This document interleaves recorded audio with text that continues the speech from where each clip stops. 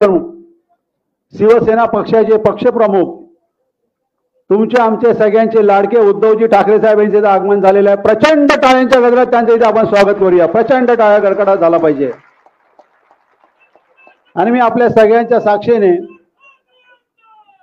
श्री उद्धवजी ठाकरे साहेब यांचं स्वागत करण्यासाठी भारतीय कामगार सेनेचे अध्यक्ष शिवसेना नेते माननीय खासदार अरविंदजी सावंत यांना विनंती करतो की आपण उद्धव साहेबांचे इथे हार्दिक हार्दिक हार्दिक स्वागत करायचं आहे।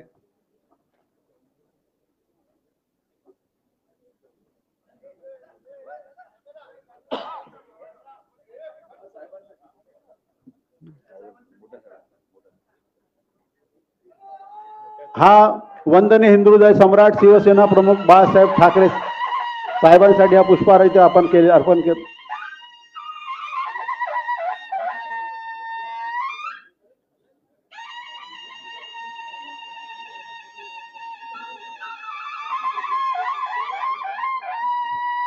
संजय हार घ्या, हा पुष्पगुच्छाने घ्या शॉल।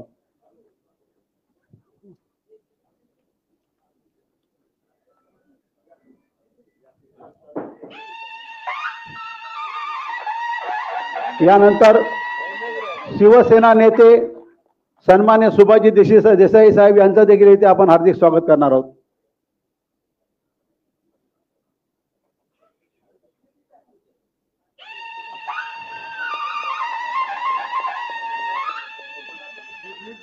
धन्यवाद sir.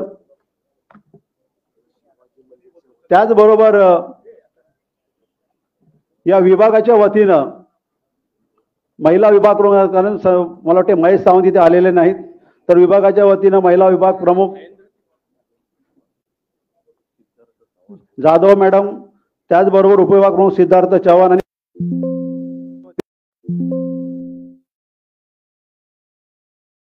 Mahindra and Mahindra committee या महिंद्रा अँड महिंद्रा कमिटीला भारतीय कामगार सेनेला 55 वर्षाचा कालावधी पूर्ण झालेला आहे। कारण भारतीय कामगार सेना 55 वर्ष आपला झेंडा तिथे मजबूतीने घेऊन उभा आहे। अशा कमिटीला विनंती करेल की त्यांनी साहेबांचा पुष्पगुच्छ देऊन इथे सन्मान करायचा आहे।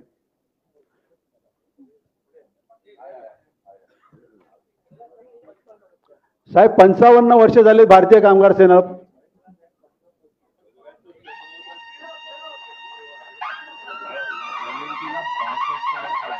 त्याचबरोबर एल&टीला देखील 62 वर्ष झालेली आहेत। एल&टीला देखील 62 वर्ष झालेली आहेत पूर्ण, त्यांना देखील पुष्पहार द्यायचा, पुष्पगुच्छ एल&टीला। शिवाजी मंदिर ट्रस्टच्या वतीनं एक पुष्पगुच्छ।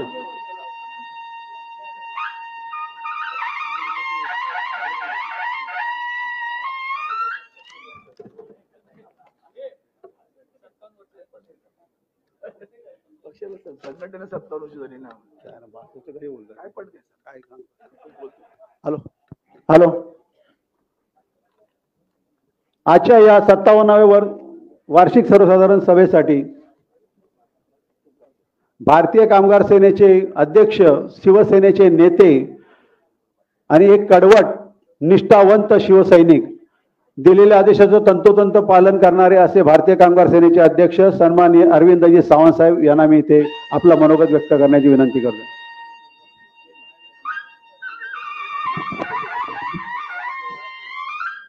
महाराष्ट्राचा आराध्य दैवत छत्रपती शिवाजी महाराज,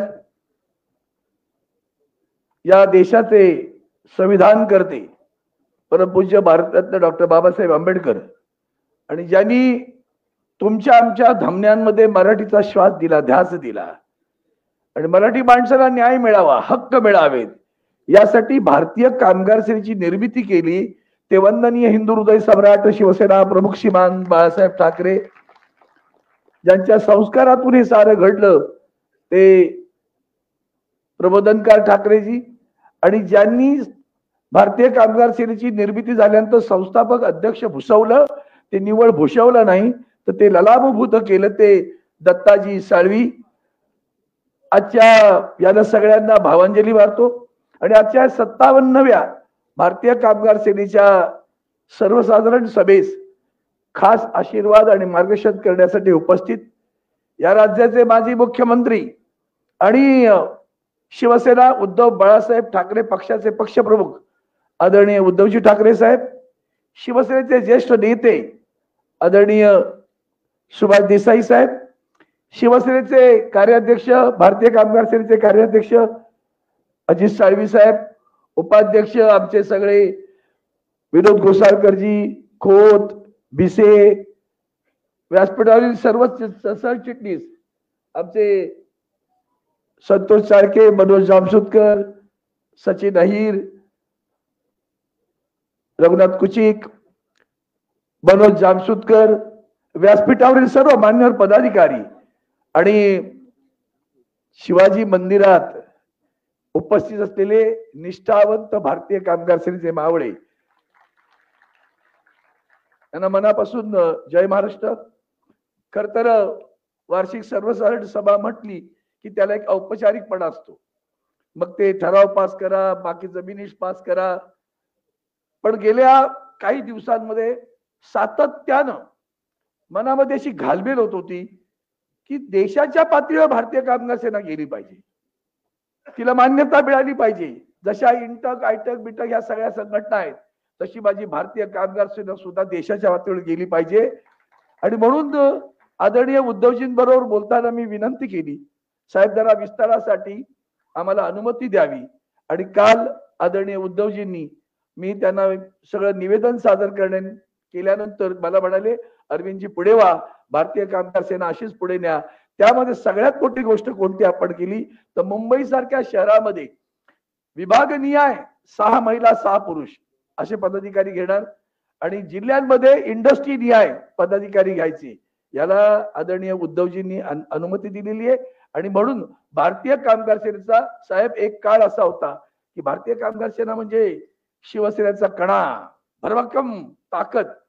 आज तुमच्या सगळ्यांच्या वतीने साहेबांना शब्द देतोय, आज आम्ही शिवाजी मंदिरात आहोत, उद्या आम्हाला षण्मुखानंद सुद्धा अपुरा पडेल इतकी मोठी भारतीय कामगार सेना आम्ही केल्याशिवाय राहणार नाही आणि तो मजबूत कणा तुमच्या पाठीशी उभा करू.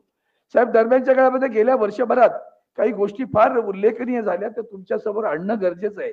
त्यातलं महिंद्रा नागपूर यामध्ये 600 हंगामी कर्मचारी होते, ते आलेत महिंद्रा नागपूरचे आमचे. यांनी सगळा प्रयत्न केला, भारतीय तुमच्या आशीर्वादाने 600 कामगारांना आपण परमनंट केलं महिंद्रामध्ये नागपूरच्या. ते भारतीय कामगार सेनेचं आहे. ताज लँडसेट मध्ये 250 कर्मचारी परमनंट केले आम्ही. नायडर मध्ये ग्रॅज्युटी वाढवून दिली. आपल्या बाजारमध्ये ग्रॅज्युटी 15% असते, ती 16 केली, 17 केली. कोर्टयार्ड मध्ये आपल्याकडे सध्या सगळे लोक जात असतात, शिवसेना सोडून इकडे गेले तिकडे गेले, आले किती गेले किती, उडाले भरारा. पण एक लक्षात ठेवा, शिवसेना उद्धव बाळासाहेब ठाकरे पक्षाचा दरारा हा कायम राहणार आहे, लक्षात ठेवा. आणि म्हणून कोर्टयार्ड मध्ये आमचे काही मंडळी दुखावली, ती गेली, ती पुन्हा आली. ऍक्सिस बँक मध्ये काही गेले होते रुसूट बघून, ते सगळे परत आले. कोटक महिंद्रा मध्ये परत आले. आणि ICICI बँक मध्ये कंत्राटी कर्मचारी सुद्धा आमच्याकडे परत आलेले आहेत.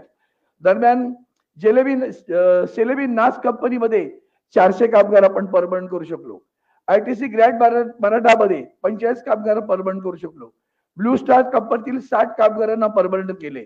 महिंद्रा इगतपुरीमध्ये कामगारांची मुले नोकरीत घ्यायला लावली आणि त्यांना परमनंट केलं. हे सगळं गेल्या वर्षभरातली आपली अचिव्हमेंट आहे. या निमित्ताने एवढंच सांगेन. मग रघुनाथ कुचिकांनी त्याचा उल्लेख केला होता की जेव्हा आदरणीय उद्धवजी या राज्याचे मुख्यमंत्री होते आणि त्यांच्याच आशीर्वादाने मी काही काळ केंद्रामध्ये मंत्री होतो. आदरणीय देसाई साहेब उद्योग मंत्री आहेत, मी तिकडे उद्योग मंत्री होतो, निरुद्योगी उद्योग मंत्री.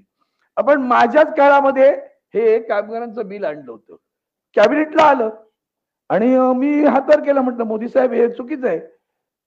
ते चुकीचं आहे बोलल्यानंतर मोदी साहेबांनी त्या सांगितलं ठीक आहे आप अरविंद जी से बात करिए, अगले बार भी लेके आएंगे. मी ते बिल आदरणीय उद्धवजींच्या आशीर्वादाने कॅबिनेट मध्ये पास करू दिलं, आणू दिलं नाही. पण जसा मी राजीनामा दिला त्याच्यानंतर पुन्हा कॅबिनेट मध्ये बिल आलं, ते पास झालं, कॅबिनेट मध्ये बिल पास झालं. पण राज्याचे मुख्यमंत्री उद्धवजी ठाकरे साहेब होते, त्यांनी कामगारांच्या मुळावर येणारे सगळे कायदे रोखण्याचं काम केलं. तुम्हा सर्वांना एक गोष्ट सांगतो, आपण सगळे जबाबदार पदाधिकारी आहोत. जिथं जिथं जाल तिथं तिथं जागा तुमची चूल आज जी पेटते ना, ती आदरणीय उद्धवजी बाळासाहेब ठाकरे यांच्या आशीर्वादाला पेटते. साहेब, कोविडच्या काळात मी व्यक्तिशः इथे बसलाय जीवन कामत, किती लोकांना काढलं, त्यांच्या मालकांशी बोललो. म्हटलं अरे, आमच्या उद्धव साहेबांचं एक वाक्य मला कायमचं कोरलेलं आहे, घरं पेटवता येतात पण चूल पेटवता येत नाही. मी साहेब हे शब्द त्यांना वापरले, काय माहिती त्यांच्या काळजाला भिडले आणि त्यांनी त्या वेस्टिन मधल्या सगळ्या कर्मचाऱ्यांना काढायचं ठरवतो, त्या सगळ्यांना पुन्हा ठेवलं. म्हटलं पगार कमी द्या, हरकत नाही, पण तुम्ही कमावलं खूप. तुम्ही एका हॉटेलवर 5-5 हॉटेल केलेत, त्या ह्या कामगारांच्या श्रमावर केली, त्या श्रमाला विसरू नका. आणि मग त्या कामगारांना कोविडच्या काळात सुद्धा अर्ध वेतन चालू करून ठेवलं आणि नंतर कोविड पुन्हा वेस्टेज जोरात सुरू झालं. एवढंच सांगण्याचं तात्पर्य आहे की आता जो विस्तार आपण करणार आहोत त्यामध्ये एक विनंती आपल्याला, ठराविक कारखाने आहेत आपल्याकडे, आहेत हॉटेल्स आहेत, हॉस्पिटल्स आहेत, ही आपली खास मोठी ताकद आहे. आता सेवा क्षेत्र वाढलं म्हणून आजच्या या बैठकीत मी आपल्याला विनंती केली, साहेबांनी त्याला अनुमती दिली. नुसता पदाधिकाऱ्यांचा विस्तार नाही करायचा आहे, तर पदाधिकाऱ्यांबरोबर भारतीय कामगार सेनेचा विस्तार करायचा आहे. मी इथे प्रकाश नाईक बसलेत, इगतपुरीला करार झाला. साहेब, मी त्या करारावर सही करायला गेलो, तिथे इगतपुरीच्या कारखान्यात गेलो.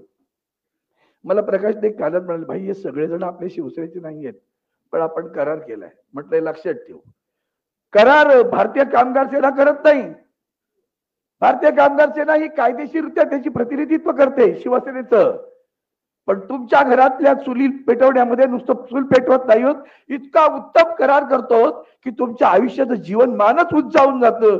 ते जीवनमान भारतीय कामगार सेना नाही तर ते शिवसेनेमुळे उंचावलंय, याची जाणीव तुम्ही आम्ही सर्वांनी केली पाहिजे आणि ती करताना मात्र कमी पडता कामा नये. यासाठीच हा विस्तार ठरवला.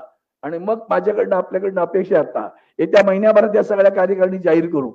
महिलांना प्रातिनिधिकच नव्हतं, आमची अख्खी कार्यकारिणी मध्यवर्ती महिलाच नसतात त्याच्यामध्ये. मग त्या सगळ्या प्रातिनिधिक तिथे दिलं जाईल, साहेबांच्या आशीर्वादात दिलं जाईल. आणि यापुढं भारतीय कामगार सेना असं काम करायला पाहिजे की जिथं जाऊ तिथं भारतीय कामगार सेना दिसली पाहिजे. एकेका उद्योग नगरीमध्ये 100 कारखाने आहेत, 2-4 युनिट आहेत आपल्याकडे. त्या नव्या कोर कमिटीने तिथं भारतीय कामगार सेनेचा झेंडा लावायचा आहे. एक लक्षात ठेवा, भारतीय कामगार सेनेचा झेंडा म्हणजे शिवसेनेचा झेंडा, आणि शिवसेनेचा झेंडा म्हणजे सुरक्षा. कारखाने उद्ध्वस्त होऊ देत नाहीत आपण. त्या काय त्या दैवतेने काय मंत्र दिले हो, उद्योग जगला तर कामगार जगेल. म्हणजे मला आजही साहेब, मी मध्ये एक मुलाखत दिली, त्याच्यामध्ये एक वाक्य फक्त 2 मिनिटात संपवलं, तेव्हा मी त्यांना उल्लेख केला, गिरणी कामगारांचा संप झाला होता हे आमच्या कामगार मैदानावर. आणि त्या गिरणी कामगारांच्या संपामध्ये आदरणीय वंदनीय शिवसेना प्रमुखांनी नेतृत्व केलं होतं. 1 दिवसाचा लाक्षणिक संप मजबूत झाला, उभी मुंबई बंद पडली. आणि मग साहेबांनी सांगितलं आता पुढे संप वाढवायचा नाही. आपण 1 दिवसाचा लाक्षणिक संप केलाय, आपली एकता दाखवली, आपली ताकद दाखवली. आता मी बोलतो त्यांच्याशी, मुख्यमंत्र्यांशी, आणि तुम्हाला न्याय मिळवून देतो. लोक भरकटलेली असतात अशा वेळेला. नेतृत्वाचं काम सुकाळून त्याच्या हातात असतं ना, ते गलबत त्याला किनाऱ्यावर नेता आलं पाहिजे, तर तो नेतृत्व करतो. ती हिंमत आज देशामध्ये कोण दाखवत असेल तर ते उद्धवजी बाळासाहेब ठाकरे दाखवतात. त्याच्यापेक्षा मोठी गोष्ट नाही, साधी गोष्ट नाही त्यांच्या विरोधात बोलणं. ते हिमतीनं करतात. त्याच हिंमत वंदनीय शिवसेना त्यावेळेला केली. ऐकलं नाही लोक. गिरणी कामगार दत्ता सामंतांकडे गेले. आजही तो जो संप होता त्याची नोटीस आजही जिवंत आहे. संप डिफर झाला नाही, विड्रॉ झाला नाही. गिरणी कामगार उद्ध्वस्त झाले तर झाले, पण गिरणी उद्योग सुद्धा मुंबईत उद्ध्वस्त झाला. टोकाची भूमिका घेऊन काम करणं आणि सामोपचारानं कामगारांचं जीवनमान उंचावणं हा फरक होता. तेव्हा वंदनीय शिवसेना प्रमुखांनी सांगितलं इतकं टोकाचं ताडू नका रे, इतकं की तुटेल. मी अनेकदा हे सांगत असतो आणि म्हणून मला तुम्ही आज इतक्या मोठ्या संख्येने आलात साहेब, मी तुमच्या समोर एकच शब्द देऊ इच्छितो. साहेब निश्चिंत राहा, हे आहे आम्हालाही दिसतंय काय चाललंय ते. पण आज भारतीय कामगार सेना जशी 66, 68, 70, 72 त्या सगळ्या काळामध्ये वंदनीय शिवसेना प्रमुखांनी ताटकडेने उभी होती, तशीच ही भारतीय कामगार सेना तुमच्या पाठीशी ताटकडेने उभी राहील. आणि जिथं जिथं दमदार पाऊल टाकाल तिथं तिथं तुमच्या सोबत असेल एवढा शब्द देतो. आपण सगळे आलात त्यांना धन्यवाद देतो, आपली रजा घेतो. जय हिंद, जय महाराष्ट्र, वंदे मातरम. धन्यवाद साहेब. आणि यानंतर आपण ज्या क्षणाची वाट बघत आहात, आमच्या पक्षाचे पक्षप्रमुख, कुठलंही संकट आलं तर त्या संकटावर चालून जा, संकट ही संधी आहे असं समजून काम करा असं म्हणणारे आमचे कुटुंब प्रमुख सन्माननीय श्री उद्धवजी ठाकरे साहेब यांना मी विनंती करतो की त्यांनी मार्गदर्शन करायचं आपल्याला.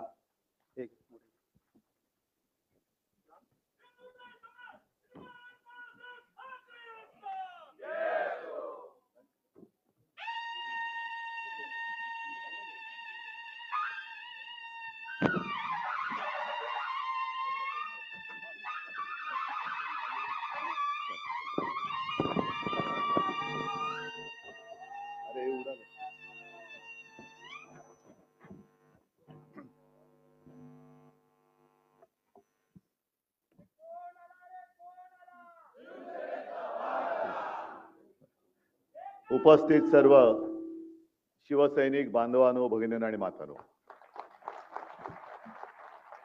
पहिल्या प्रथम मी अरविंद तुमचं आणि तुमच्यासह सर्व माझ्या कामगार सेनेच्या प्रतिनिधींचं अभिनंदन करतोय.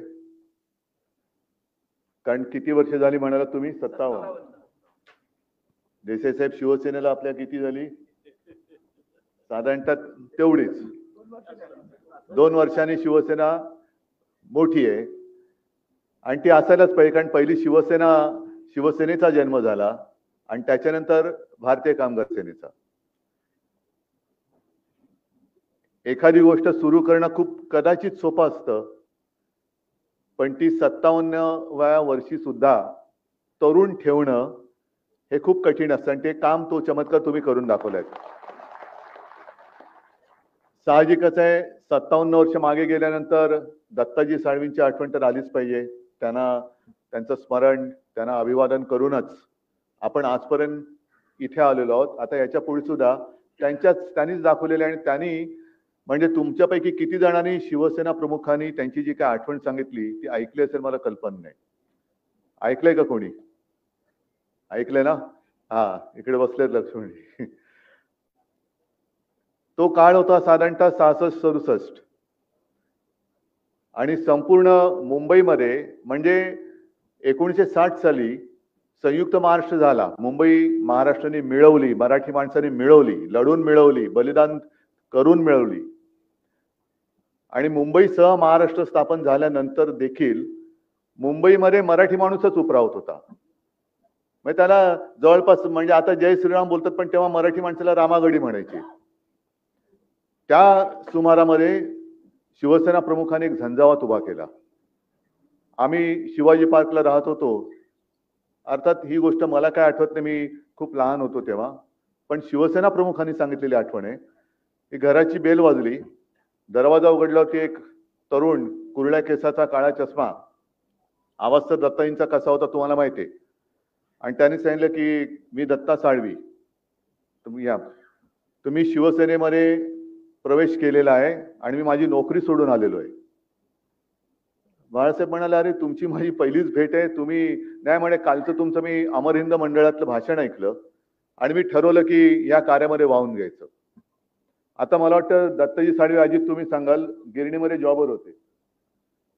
आता नोकरी मिळण्याची हालत त्याही वेळेला तशीच होती. म्हणजे एकतर शिवसेनेचा जन्म मराठी माणसाच्या न्याय हक्कासाठी झाला, नोकरी किंवा उद्योगधंदा व्यवसाय मिळवण्यासाठी म्हणून झाला. अशा या काळात एक माणूस स्वतःच्या नोकरीवरती लाथ मारून इतरांना नोकरी देण्यासाठी शिवसेनेत त्यांनी प्रवेश केला, हे केवढं त्यांचं मोठेपण आहे.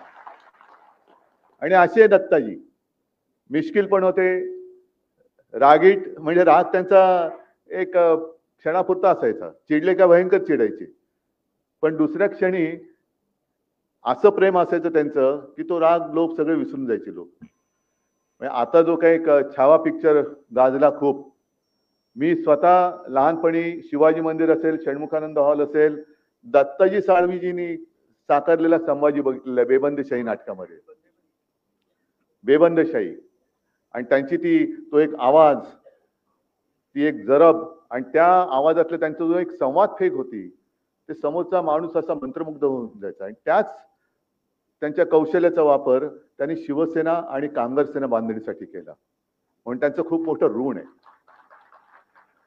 आता अरविंद आपण सांगत होतात की उद्धवजी ठाकरे मुख्यमंत्री होते, तुम्ही जेव्हा मंत्री होता तेव्हा आपण काय काय केलं आणि काय काय होऊ दिलं नाही. आता हाच तर मुद्दा आहे. मला आठवतंय की ज्या क्षणी माझ्या लक्षात आलं की हे भाजपवाले, विशेषतः वरती बसलेले दोन, वरती म्हणजे इकडे नाही दिल्लीला, ते फसवत आहेत. मी अरविंद सावंतांना फोन केला, अरविंद राजीनामा द्यावा लागेल. आणि अरविंदनी सुद्धा कशासाठी, माझं काय चुकलं नाही, येस सर, जाऊन राजीनामा देऊन आले.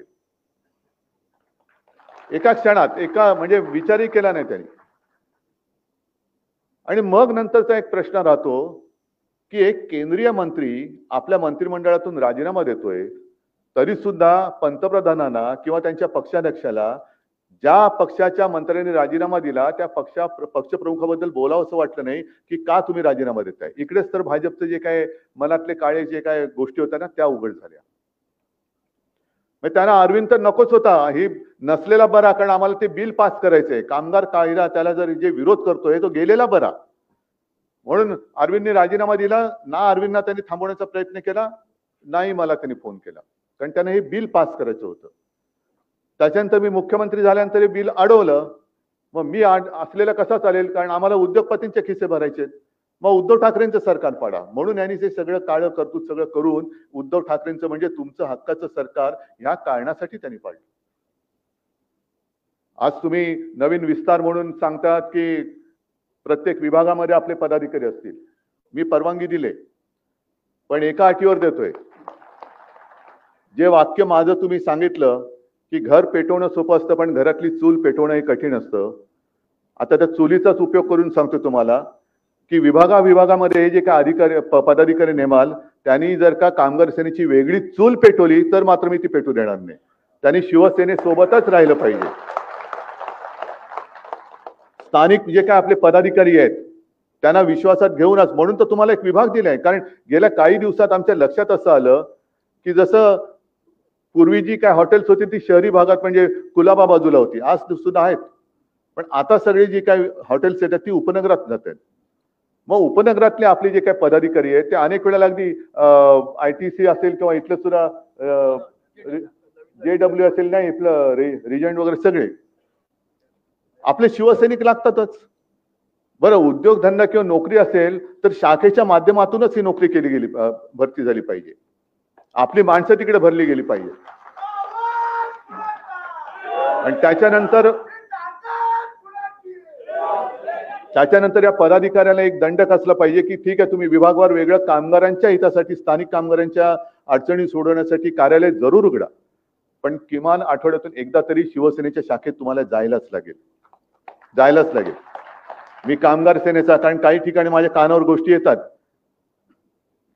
की काही कामगार हे कंपनीत असताना कामगार सेनेचे सदस्य असतात पण बाहेर पडल्यानंतर दुसऱ्या पक्षाचे सदस्य असतात. असं नाही चालणार. मुंबईमध्ये एका आपलं काम करतात, गावी जाऊन दुसऱ्या पक्षाचं काम करतात. हे पहिले हेरा. कारण शिवसेना ही केवळ वापरा आणि फेका याच्यासाठी शिवसेना प्रमुखांनी नाही जन्माला घातली. आपले न्याय हक्क मिळवण्यासाठी वेळ पडली तर लढून संघर्ष करून मराठी माणसाचे न्याय हक्क त्याला मिळवून देण्यासाठी शिवसेनेचा जन्म झालेला आहे. आणि त्याच्यामध्ये जर का कुठे भेदाभेद होणार असेल तो होणार नाही, याची एक तुम्ही सुद्धा दक्षता घ्यायला पाहिजे. आणि तुमची सुद्धा एक कमिटी असली पाहिजे. जसं शिवसेनेचे विभाग प्रमुख आहेत, आता मुंबई सोडून इतर शहरांना शहर प्रमुख आहेत, आणि काही जरी लागलं तरी शाखेबरोबर त्याचा समन्वय हा साधला गेलाच पाहिजे. हा पहिला दंड टाकून मी म्हणेन स्थानिक पातळीवरचे नुसते तर त्यांना घेऊ नका, तर त्यांना कामगार कायदे कळतात, त्या विभागातल्या कंपन्या आणि हॉटेल्स किंवा इतर उद्योग व्यवसाय असतील त्याच्यातल्या अडीअडचणी नियम माहिती आहेत, अशा शिवसैनिकांना तुम्ही तुमच्या त्या पदावरती नेमा. हे स्वच्छ ठेवा. नाहीतर मग अनेक जण येतात की काय इकडे काय होतं, आपल्याकडे हे वैभव आहे, उमेदवारी देताना एकापेक्षा जास्त इच्छुक उमेदवार असतात, एकापेक्षा एक सरस किंवा सगळे तोलामोलाचे असतात. निवडणं फार कठीण असतं. मग कधीतरी मी तुम्हाला सगळ्यांना सांगतो, माझ्या समोर निवडणुकीत लोक येतात, आता सुद्धा पदाधिकारी नेमताना तोलामोलाचे 2-2, 4-4, 5-5 लोक येतात. जिल्हा प्रमुख पाहिजे, म्हणजे व्हायच्या ताकदीचे असतात, शहर प्रमुख व्हायचे असतात. मग त्याच्यातनं निवडण्याचं कसं? कारण 4 जण आले, एकालाच पद देऊ शकतो, एकालाच उमेदवारी देऊ शकतो. त्याला दिल्यानंतर मग बाकीचे नाराज. सगळेच होतात अशातला भाग नाही, तरी सुद्धा अनेक जण तुमच्यापैकीच कितीतरी आहेत की त्यांना आजपर्यंत मी काही दिलं नाही, तरी शिवसेनेसाठी, मराठी माणसासाठी आणि हिंदुत्वासाठी लढतायत. मग मी सगळ्यांना काय सांगतो की अरे एकदा तुम्ही माझ्या खुर्चीत बसून बघा. पक्षप्रमुख उद्धव ठाकरे, कुटुंब प्रमुख उद्धव ठाकरे यांचा विजय असो, तो विजय त्या खुर्चीत बसून दाखवा आणि मग बघा काय असतं त्या विजयाचं. एक मी दुःख नाही म्हणत कधीच, पण ह्या गोष्टी अशा असतात. आणि नंतर मग काय होतं की ठीक आहे, अमुक शिवसेनेचं नाही करता आलं तर युवा सेनेचं तरी करा. अरे हा परवा आला होता याच्या नातवाला ऍडमिशन पाहिजे म्हणून, आणि ह्याला युवा सेनेचं करू. तसं नाही. तर तसं तुम्ही पण एक पथ्य पाळा की इथे मी काय करू, म्हणजे नाईलाज असेल तर तिकडे लगेच तुम्ही कामगार सेनेचं नेमला, असं करू नका. एक जण तर माझ्याकडे असं आलं होतं की मला साहेब अमुक पद देता येत नसेल तर निदान सामनात तरी घ्या. अरे म्हटलं हे काय सामना, मुखपत्र जरूर आहे, पण शिवसेनेत नाही म्हणून ही काय ऍडजस्टमेंट सेना नाहीये कुठे. एक नवीन सेना काढूया आपण, ऍडजस्टमेंट सेना. असं नाही करतायत. तर तिकडे सगळ्यांचाच मान राखून हे काम करणारी लोक तिकडे नेमा. कारण आत्ताचा सुद्धा काळ आहे, कामगार कायदे, विरोध तर करायलाच लागेल. पण विरोध करताना ज्या वेळेला आपण निवडणुकीला सामोरे जात असतो तेव्हाच जर का आपले डोळे उघडून आपण मतदान केलं ना, तर हे कायदे आणणारेच आपण तिथल्या तिथेच त्यांना चिरडून टाकलं असतं. पण तेव्हा आपण आपले विस्कळीत असतो. काहीतरी एक गारुड आपल्या डोक्यावरती टाकलं जातं, बुद्धीवरती. जसं आता मध्ये वक्फ बोर्डाचं टाकलं. आपण का विरोध केला? वक्फ बोर्डाच्या सुधारणेला विरोध करण्याचं कारण काय की जो प्रश्न मी असेन, अरविंद सावंतांनी लोकसभेत असेल, जो सरकारला विचारला तोच सुप्रीम कोर्टाने त्यांना विचारला. सुधारणा करताना वक्फ बोर्डामध्ये गैरकारभार चालले असेल तर त्याला जरूर पायबंद घाला. सगळीकडेच कुठेच गैरकारभार चालता कामा नये. पण जेव्हा वक्फ बोर्डावरती गैर मुसलमान माणसाची तुम्ही नेमणूक कायद्याने करण्याचं बंधन टाकताय, मग तेव्हा माझा मूलभूत प्रश्न असा आहे, मग आमच्या हिंदू धार्मिक संस्थांवरती उद्या जर का तुम्ही मुस्लिम किंवा गैर हिंदू टाकणार नाहीत ह्याची खात्री कशावरून तुम्ही देता? आणि हाच प्रश्न सुप्रीम कोर्टाने विचारलाय. आंधळेपणाने नुसतं काहीतरी भरकटत जायचं म्हणजे आम्ही हिंदू, अजिबात नाही आहोत. आणि नुसतं हिंदी बोललं म्हणजे आम्ही हिंदू आहोत, गुजराती बोललं म्हणजे आम्ही हिंदू आहोत, अजिबात नाही. आम्ही मराठी बोलणारे कट्टर तुमच्यापेक्षाही जास्त देशाभिमानी हिंदू आहोत. पण हे असं आपल्यात भांडण लावून ठेवायचं, वक्फ बोर्डावरनं मारामारा लावायच्या, आता भाषेच्या सक्तीवरनं लावायची, आणि मग ही अशी बिलं ही मंजूर करून घ्यायची. मग कामगार कायदे, काळे कायदे, शेतकऱ्यांचे कायदे. पण ज्याप्रमाणे शेतकरी रस्त्यावरती उतरला तसा कामगार अजून उतरला नाही. कामगार उतरला नाही. कारण ह्यांचं काय एक मिशन हेच आहे की कुठेही कोणी एकत्र येता कामा नये. कुठेही एकत्रित म्हणजे संघटित व्हायचं नाही, विस्कळीत ठेवायचं आणि सतत एका दबावाखाली ठेवायचं, टेन्शन खाली ठेवायचं. म्हणजे स्वतः जो आपल्या घरच्या चिंतेने, स्वतःच्या चिंतेने ग्रस्त असेल त्याला जाऊ देणं, कायदे आणले आणू देणं, जमीन गेली जाऊ देणं, धारावी गेली जाऊ देणं. पण तुम्ही टेन्शन मध्ये, अरे माझं काय होणार याच्यामध्ये, म्हणजे हे सगळे जे काही काळे कायदे आहेत याच्यामध्ये आता परमनंट लेबर किती टक्क्यामध्ये राहिलं असेल? किती टक्के? टक्क्यात मोजायची वेळ आली. कारण रोजची तुम्हाला म्हणजे जे काही नवीन भरती होते, हायर अँड फायर, म्हणजे आज काम आहे उद्या काम असेल असं नाही, उद्या काम असलं तर तुलाच मिळेल असं नाही, सगळं काही मालकाच्या मर्जीवरती. म्हणजे मला माझ्या कामाची चिंता आहे, तू काय घेऊन बसल्यात कायदे बिदे, हे वक्त काय, हे काय ते काय, ह्याच्यातच आम्ही म्हणजे त्याच्यात बिझी राहिल्यानंतर हे काय करायचं?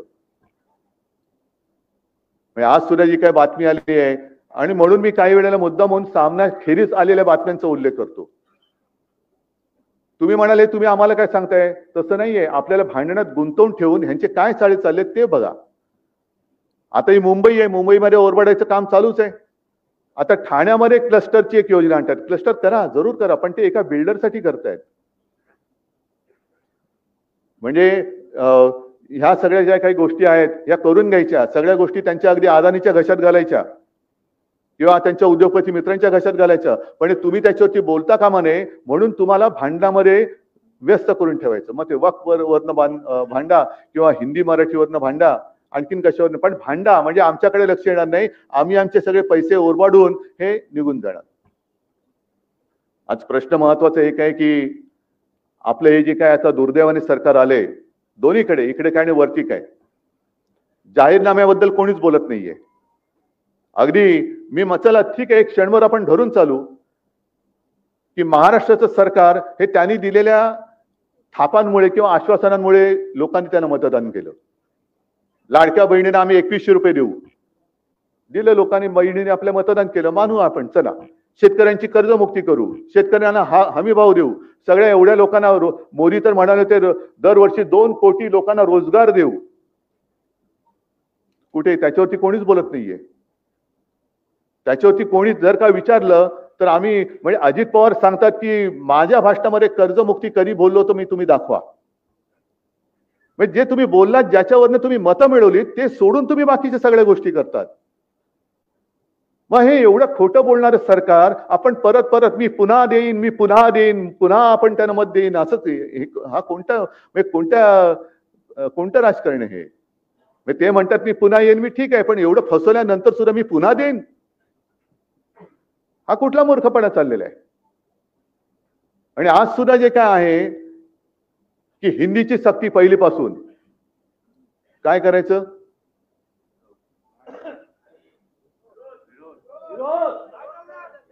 आम्ही प्रेमाने सगळं ऐकू, पण सक्ती कराल तर तुमच्या सकट उखडून फेकू.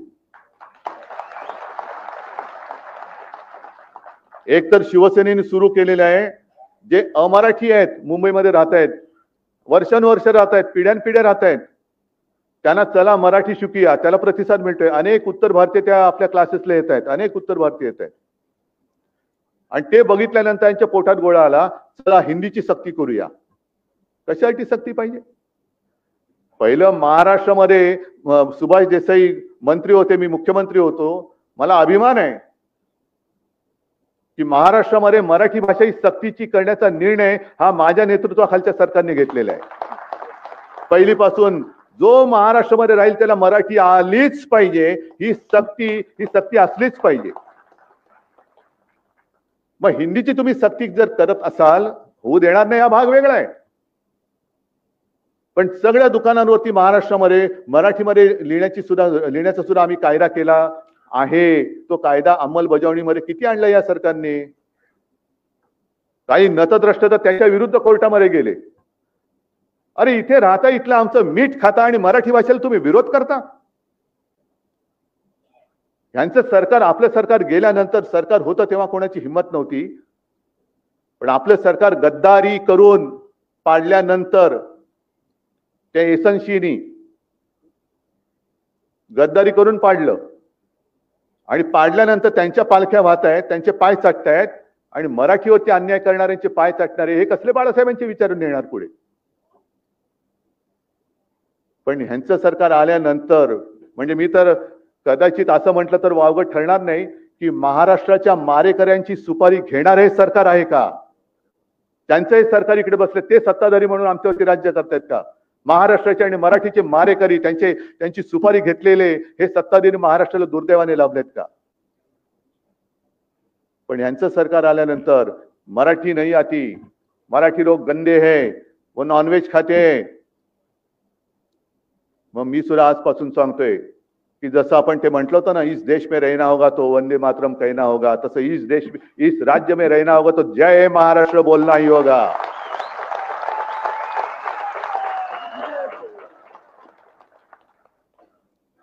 आम्ही नेहमी त्यावेळेला सुद्धा शिवसेना प्रमुखांना विचारलं जायचं, तुम्ही मराठी करता मग हिंदुत्व कसं? तुम्ही हिंदू करता मग मराठी कसं? अरे आम्ही आमचं हिंदुत्व मी बोललो ना, आम्ही अस्सल मराठी धर्म पाळणारे, मराठी भाषा बोलणारे आम्ही हिंदू आहोत. काय चूक आहे? काय मग दुसरा हिंदू तरी असतो कसा? आणि यांना हिंदीची सक्ती जर का करायची असेल, होऊ देणार नाही. परत सांगतोय, तर फडणवीसांना सांगतोय, तुमचे मध्ये जे वरचे खाली आले होते ना, कोण जोशी का कोण, हा मध्ये माशी शिंकल्यासारखे शिंकून गेले, जोशी का माशी, ते जिथे बोलले त्या घाटकोपर मध्ये पहिल्यांदा मराठी सक्तीची करून दाखवा. जा, घाटकोपर मध्ये मराठी आलंच पाहिजे आणि मग आम्ही हिंदीचं काय असेल ते आम्ही बघून घेतो. पण मुंबई में वो मराठी येण्याच पाहिजे ऐसा कोई है ही नहीं. हा, तुमको आलं येतं का नाही आता हे असेच ही माणसं ह्यांच्याकडनं आम्ही मराठीचा घात आमच्या डोळ्यात देखत होता आणि तो आम्ही बघत बसायचं. पहिले सांगा ना, घाटकोपरची भाषा सुद्धा मराठीच आहे, तिकडे मराठी सक्तीची करा. प्रत्येक माणूस तिथला मराठीमध्ये बोलणारा मला दाखवा. आणि जी लोक मराठीचा दुश्वास करतात, आम्ही कोणाचा दुश्वास करत नाही. उलट त्यांना आम्ही आपलंसं करायला बघतोय. मराठी बोला, या आमच्या बरोबर बसा. मी बोलतो ना, अनेक जण मराठीमध्ये बोलतात. शिवसैनिक आहेत काही, मग त्याच्यामध्ये उत्तर भारतीय आहेत काही, गुजराती आहेत काही, मुस्लिम तर आलेच आहेत आता आपल्यासोबत. पण आम्ही एका बाजूने हे धोरण स्वीकारताना तुम्ही ताड्या कशाला घालताय, आगी कशाला लावताय? कर्नाटकामध्ये करी ह्यांचं करी त्यांचं, कोणाचंही सरकार असलं तरी बेळगाव कारावार तिकडे मराठीवरती अन्याय करणारी ही सगळी अवलाद तिकडची ही आम्हाला आमच्याकडे हिंदीची सक्ती करताय. तामिळनाडूमध्ये स्टालिन बसले, तिकडे जाऊन बोलून तर दाखवा हिंदी मधला, ही बघा बोलून बघ. पण आम्ही प्रेमाने सगळ्यांना आपलंसं करतोय. काय हिंदीचं आणि आमचं काही वैर नाहीये. सगळेजण हिंदी बोलतातच, मराठी पण बोलतात. पण जबरदस्ती कशाला करताय तुम्ही? आणि त्यावेळेला मुलांचा सुद्धा विचार करा. त्या वयामध्ये, म्हणजे मला शिवाजीराव भोसल्यांचं एक भाषण, ह्या सगळ्या कॅसेट मला शिवसेना प्रमुखांनीच दिलेले आहेत. त्यांचं एक भाषण, त्या भाषणातला एक मुद्दा फार भावणार आहे. त्यांनी सांगितलं की छत्रपती शिवाजी महाराज आणि ज्ञानेश्वरांनी ज्ञानेश्वरी लिहिली काय वयाचे होते? 16-17. बरोबर आहे. शिवरायांनी तोरणा जिंकला काय वयाचे होते? 16-17. आता 16-17व्या वर्षी ज्ञानेश्वरांनी ज्ञानेश्वरी लिहिली, आपल्या महाराजांनी तोरणा जिंकला. आताची 16-17 वर्षाची मुलं काय करतायत? म्हणजे त्यांच्या पाठीवरती एवढं ओझं आहे आणि एवढी स्पर्धा आहे की त्या अर्धी अधिक, म्हणजे ज्या वयामध्ये पराक्रम गाजवायचा त्या वयामध्ये ही मुलं पाटकणांचा पिसून गेलेला असतो. मग ज्या वेळेला ते बाहेर येतात, 20 वर्ष 21 वर्ष नोकरी शोधायला लागतात, शिक्षणाच्या डिग्र्या घेऊन. नोकरी नाही, नो वेकन्सी. काय पराक्रम आपण त्यांच्याकडनं अपेक्षित धरणार? आणि त्याचमुळे शिवसेना प्रमुखांनी सांगितलं होतं की मुलांच्या पाठीवरचं ओझं कमी करा. आणि तुम्ही ओझं वाढवताय. त्यांना त्यांचं जे काही खेळण्याचं वय आहे, बागडण्याचं वय आहे, त्या काळामध्ये तुम्ही सक्ती. अरे त्याला शिकायचं शिकू द्या ना, शिकतील. अगदी आपल्या प्रत्येक मराठी भाषिकांकडे, म्हणजे आता मी नरसिंहरावांचं उदाहरण देईन तुम्हाला. नरसिंहराव तर मला कोणीतरी सांगितलं 14 भाषा यायच्या, उत्तम मराठी बोलायचे. पण कुठे सक्ती होती त्यांचे? ते शिकले. फार दूर कशाला जा. मी शिवसेना प्रमुखांचं आणि माझ्या आजोबांचंच उदाहरण देतो. दोघांनाही 7वी मध्ये शाळा सोडावी लागली होती, फी भरायला पैसे नव्हते म्हणून. तरी दोघही त्यांचं काय पराक्रम तुम्हाला सांगण्याची गरज नाही. त्यांनी पराक्रम केला म्हणून तुम्ही इतके वर्ष माझ्यासोबत राहिलात. हे केवळ 7वी मध्ये शाळा सोडलेल्यांचं हे कर्तृत्व आहे. म्हणून सगळ्यांनी शाळा सोडा असं माझं म्हणणं नाहीये. पण शिकायचं असेल तो कसाही शिकतो. आणि पहिला महत्वाचा मुद्दा म्हणजे फडणवीस साहेब, तुम्ही जे काय आमच्यातनं गद्दार घेतलेत त्यांना पहिलं हिंदी काय, पहिलं मराठी सक्तीचं करा. मराठी कसं बोलायचं, कारण त्यांचं मराठी म्हणजे काय. आणि तसं एक शिवसेना प्रमुखांचं भाषण सुद्धा आहे, ते आहे ना षण्मुखानंद मधलं. हा नाही ते असे ते मैंने बोलिया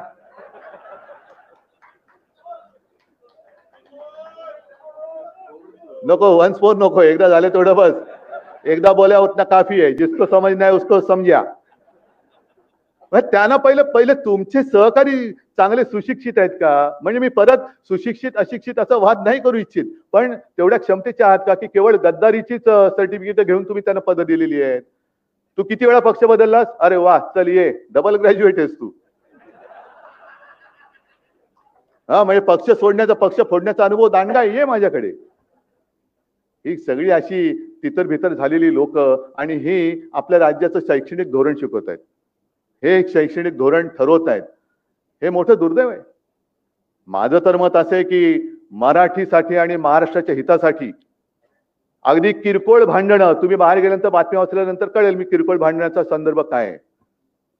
किरकोळ भांडणं बाजूला ठेवायला मी सुद्धा तयार आहे आणि मी सुद्धा सर्व मराठी माणसांना या हितासाठी, महाराष्ट्राच्या हितासाठी, मराठीसाठी एकत्र येण्याचं आवाहन करतोय. पण माझी अट एक आहे, की जेव्हा आम्ही लोकसभेच्या वेळेला सांगत होतो की अरे महाराष्ट्रातनं गुजरातमध्ये सगळे कारभार घेऊन जात आहेत, उद्योग घेऊन जात आहेत, तेव्हाच जर का विरोध केला असता तर आज ते सरकार तिकडे बसलं नसतं.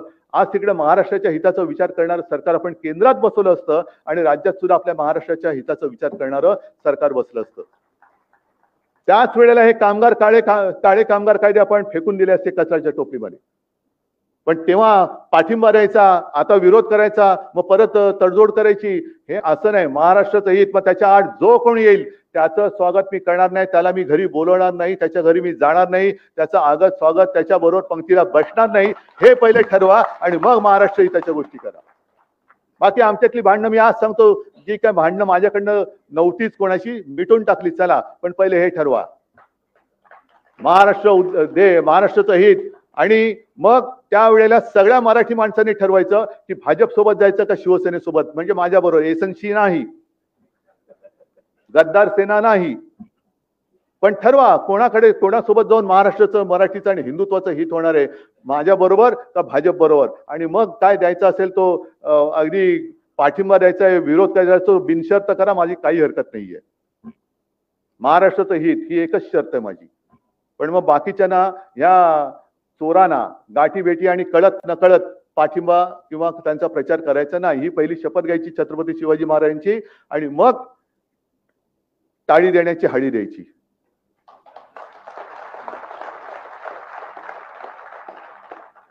आज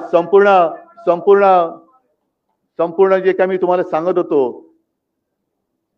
की महाराष्ट्राची संस्कृती मारली जाते आहे ना, मी अनेकदा सांगतोय, परत सांगणार, ही रामाची भक्ती आम्हाला भाजपने नाही शिकवायची. मी गेल्या वर्षी 23 जानेवारीला जेव्हा नाशिकला कार्यक्रम झाला तेव्हा काळाराम मंदिरात गेलो होतो आणि नंतरच्या सभेत मी सांगितलं होतं की आम्हाला भाजपा मुक्त राम पाहिजे. कारण नाही तर तेच होत आहे, रामाला भेटताना तुम्ही कशाला बडव्यांसारखे मरे पाहिजे भाजपवाले. आम्ही आणि राम आमचं आहे ते बघून आमचं नातं आहेच, तुम्ही कोण सांगणार आहे आम्हाला. त्याच्यामुळे जय श्रीराम आम्ही बोलू, पण तुम्हाला जय महाराष्ट्र, जय शिवराय, जय भवानी बोलावंच लागेल, तर महाराष्ट्रामध्ये राहा, नाही तर तुमच्या कुठे गावी जायचं तर निघून जा. आम्ही इकडे मुंबईमध्ये, महाराष्ट्रामध्ये सगळे भाषिक गुण्या गोविंदाने नांदतोय, त्यांच्यामध्ये काड्या घालण्याचे धंदे करू नका. जर तुम्ही आमच्यावरती सक्ती काही करण्याचा प्रयत्न केला तर ती सक्ती आज आम्ही जुगारून दिलेली आहे, हे आज मी जाहीरपणाने सांगतो. प्रेमाने बोलाल तर ऐकू, जबरदस्ती कराल तर लाद घालून हाकलून देऊ.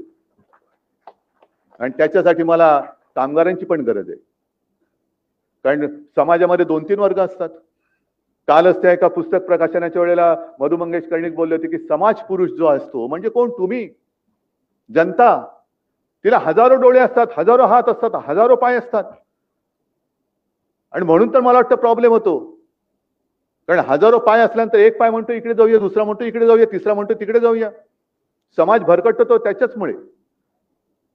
समाज बघतोय, पण त्या समाजाला व्यवस्थित रस्त्यावरती ठेवणं हे कामगारांचं काम आहे. थांबा जरा,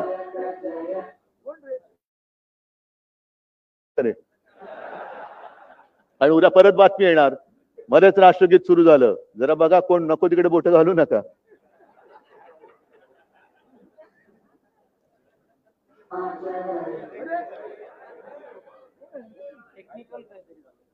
ते प्लग काढा नाही, टेक्निकल फॉल्ट असेल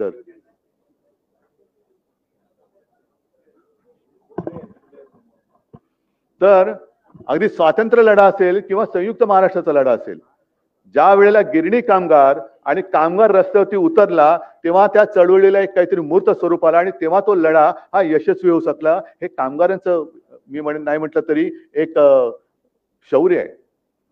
आज सुद्धा आपण जातो, 1 मे आला, हुतात्मा दिनाला हुतात्मा चौकात जातो, त्या हुतात्म्याला आपण पुष्पचक्र वाहतो, नमस्कार करतो, पण वरती कोणी बघितलेत का तुम्ही? शेतकरी आणि कामगार हे दोन्ही आपल्या, हे आता जो शब्द होता ना भाग्य विधाते, आपल्या राष्ट्रगीतातला जो शब्द आहे भाग्य विधाता, तो भाग्य विधाता आपल्या देशाचा कामगार आणि शेतकरी आहे. मी म्हणेन कदाचित वेळेवरती त्यांनी ते वाक्य ऐकवलं मला, मी मगाशी त्याला जरा बोललो असेल, पण आता धन्यवाद देतो की वेळेवरती मला तो भाग्य विधाता शब्द ऐकवला, कारण भाग्य विधाता देशाचा माझ्या समोर बसलेला आहे. हा भाग्य विधाता आहे. तुमचं भाग्य, देशाचं भाग्य ठरवणारे तुम्ही लोक आहात. तुमचं भाग्य ठरवणारे राजकारणी नाही आहेत. पण तुम्हाला फसवून तुमचा अधिकार हा हिरावून घ्यायचा. आणि आता तर हसण्यावरती सुद्धा बंदी येईल की काय असं झालेलं आहे. म्हणजे मध्यंतरी मी बातमी वाचली की ओडिसाचे एक निवृत्त न्यायाधीश आहेत एस मुरलीधर, त्यांनी त्यांचं मत व्यक्त केले. त्यांनी सांगितलं लोकशाहीचे नियम सगळ्यांना पाळलेच पाहिजेत, त्याच्याबद्दल वाद नाही. लोकशाहीमध्ये म्हणजे संविधानाबद्दल जे काही नियम आहेत ते सगळ्यांनी पाळलेच पाहिजेत. पण त्याच बरोबरीने स्वतःचे अधिकार हे तुम्हाला माहिती असलेच पाहिजेत.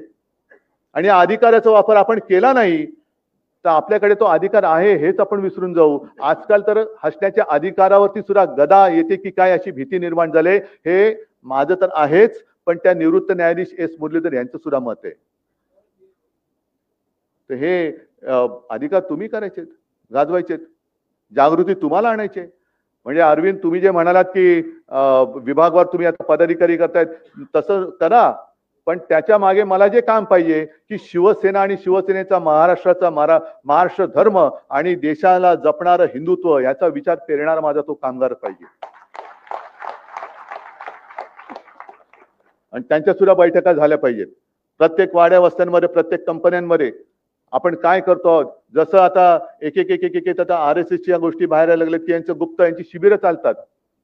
चिंतन शिबिर, कुंतन शिबिर, नाही मनन चिंतन शिबिर, मनन शिबिर, त्याच्यामध्ये नेमकं चालतं काय. आपण आपले जे काही विचार आहेत हे आपण दिले नाही तर आणखीन दुसरं कोण देणार. आणि मग एवढं सगळं विचित्र झालेलं आहे की सोशल मीडिया असेल, अमुक मीडिया असेल, या सगळ्या गोष्टीला मुकाबला करत करत आपल्याला खरं जे काय आहे ते जनतेसमोर बेधडकपणाने मांडणं हे आपलं काम आहे. तर तो खरा शिवसैनिक. आणि मला खात्री आहे की जेव्हा एखादी संघटना, म्हणजे तुमच्यासारखे अनेक, आता ही शिवसेनेची म्हणा, कामगार सेनेची म्हणा, ही कितवी पिढी, पण एखादा विचार जेव्हा पहिल्या पिढीतून दुसऱ्या पिढीत, दुसऱ्या पिढीतून पुढच्या पिढीत जातो तेव्हाच तो विचार अमर असतो. तेव्हाच त्या विचाराला अमरत्व प्राप्त होतं. आणि तसं शिवसेना प्रमुखांनी आणि अगदी माझ्या आजोबांनी दिलेला विचार आज सुद्धा पुढच्या पिढीला आपला का वाटतो. कारण त्या विचारामध्ये काहीतरी जीव आहे, त्या विचारामध्ये काहीतरी तेज आहे, काहीतरी प्रेरणा आहे. आणि तोच विचार हा आपला प्राण आहे, हा आपला प्राण आहे.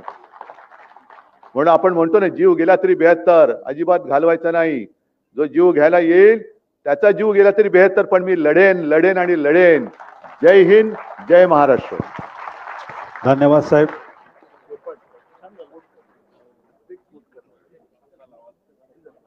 लाव रे बाबा.